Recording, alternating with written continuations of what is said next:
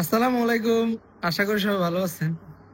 সংযুক্ত আরব আমিরাতে 1 টাকাও চালান না দিয়ে মাসে 10 থেকে 15 লক্ষ টাকা ইনকাম করা যায়। এটা কি বিশ্বাস করা যায়? চলুন আপনাদেরকে আমি আজকে দেখাই। কোনো টাকা চালান নাই, জাস্ট আসা যাওয়া ভাড়াগুলা লাগে। তো এরপরে মাসে এক একজনে 10 থেকে 15 লক্ষ টাকা, কোনো কোনো মাসে 20 লক্ষ টাকা, কোনো কোনো মাসে 5 লক্ষ টাকা ইনকাম করতেছে। কিভাবে ইনকাম করতেছে সেটা আমি আপনাদেরকে এখন দেখাবো। চলুন তাহলে দেখাই। এই যে দেখেন,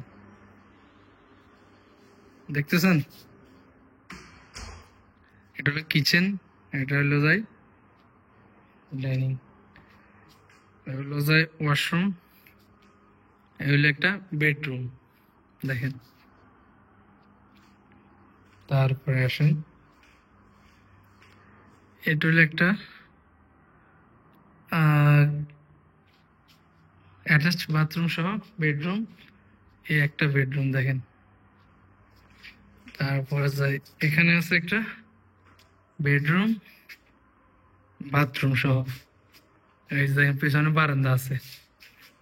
এখানে আছে একটা বেডরুম এন্ড বাথরুম একসাথে। দেখেন, এখান দিয়ে আছে যায় গ্লাস বা ব্যালকনি এবং লেক আছে পেছন দিয়ে। এই যে দেখেন, তার মানে প্রত্যেকটা রুমের সাথে একটা করে অ্যাটাচ বাথরুম আছে। ঠিক আছে, তো এই হলো মেন। এই যে দেখেন, এটারও বাথরুম আছে অ্যাটাচ। প্রত্যেকটা রুমের সাথে একটা করে বাথরুম আছে। শুধু এটার সাথে নাই মনে হয়, এটার সাথে আছে। হুম, প্রত্যেকটা রুমে একটা করে অ্যাটাচ বাথরুম আছে। তো এই রুমটা ভাড়া দিয়ে প্রত্যেক মাসে এক একটা লোক 5 লাখ, 10 লাখ, 15 লাখ টাকা পর্যন্ত ইনকাম করতেছে। এইভাবে এই রুম এই ফ্ল্যাটটা ভাড়া দিয়ে এক একজনের মাসে ইনকাম 5 থেকে 10 লক্ষ টাকা। সেটা কিভাবে আমি আপনাদেরকে বলি। এরা মালিক কর্তৃপক্ষের কাছে কিভাবে যোগাযোগ করে জানে এখানে ফ্ল্যাট আছে, এসে চেক করে যায়, চেক করে দেখে ছবি টবি নিয়ে যায়। নিয়ে যাওয়ার পরে এটা প্রচুর পরিমাণে ক্লায়েন্ট, মানে যারা ভাড়ার জন্য বাসা চাইতেছে, বাসা খুঁজতেছে, এদের সাথে যোগাযোগ করে এদেরকে ফার্স্টে ছবি দেখায়, পরে যায় বিস্তারিত দেখানোর জন্য নিয়ে আসে।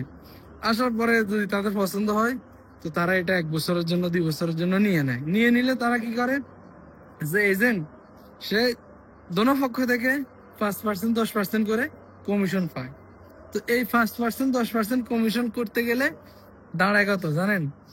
যেমন এটা পুরা ফ্ল্যাট যদি আপনার 10,000 দিরহাম মাসে ধরি, 1 বছরের জন্য 1,20,000 দিরহামে কন্ট্রাক্ট হয়। সেখান থেকে যদি তাকে 5% দেওয়া হয় এজেন্টকে, তাহলে সে পায় 6,000 দিরহাম। আর ওইদিকে কে পায়, যে বাসাটা ফ্ল্যাটটা নিতেছে, তার কাছ থেকে যদি 5% নাই, সেখানে পাবে 6,000 দিরহাম। 12,000 দিরহাম একদিনে একটা ফ্ল্যাট শুধু কন্ট্রাক্ট নিয়ে দিতে পারলে পেয়ে যায় এজেন্ট।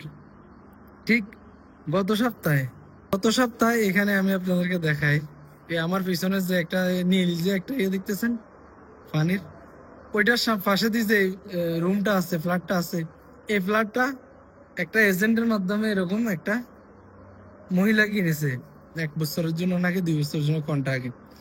সে শুধু এখানে কখনো আসি ছবি টবি নিয়ে গেছে এজেন্টকে দিয়ে, মানে নিজে এসে, তারপরে যারা বাসা এই ফ্ল্যাটটা নিচে, তারে কিভাবে খোঁজ করে পাইছে, বা এটা তাদের কাজে, এটা যে কে কে মানে বাসাগুলা খুঁজতেছে চাইতেছে, এদের সাথে কিভাবে যোগাযোগ করে এসে এটা কন্ট্যাক্টটা করাইবার পরে সে যে পরিমাণে লাভ পাইছে, সেখানে মনে করেন যে আপনি 10,000 দিরহাম দোনো দিক থেকে তার 1 দিনে ইনকাম। এটা পরে ওই সেম দালাল বলেন এজেন্ট বলেন, বুকার বলেন, যাই বলেন, সেম লোকটা আরো 2-3 জন এরকম লোক নিয়ে আরো আরো রুম যা আছে এখানে খালি সবগুলা দেখাইতেছে। অলরেডি একটাতে আরো মনে হয় কথা চলতেছে, সেটাও সে আপনার ব্যবস্থা করে দেওয়ার সম্ভাবনা আছে। এভাবেই একজনের ফ্ল্যাট অন্যজনের কাছে ভাড়া দিয়ে লক্ষ লক্ষ টাকা কামাইতেছে এজেন্ট।